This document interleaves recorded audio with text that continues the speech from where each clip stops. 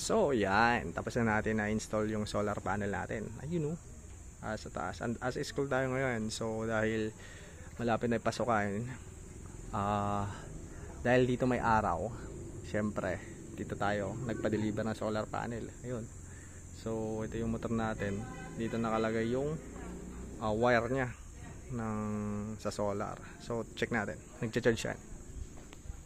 So ngayon naka 5% na tayo ng charging. So ito yung nabili natin sa Shopee na solar charge controller na pang e-bike. So 72 volts to.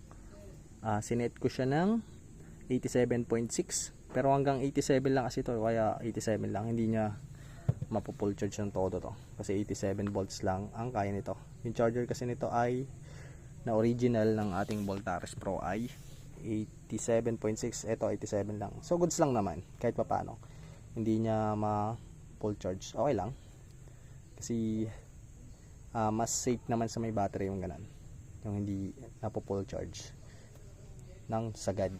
So ito yung wire natin. Ay, nakapunta dyan yan.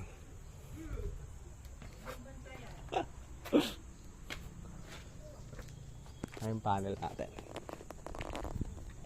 Ayun. Yun lang. Thank you and God bless.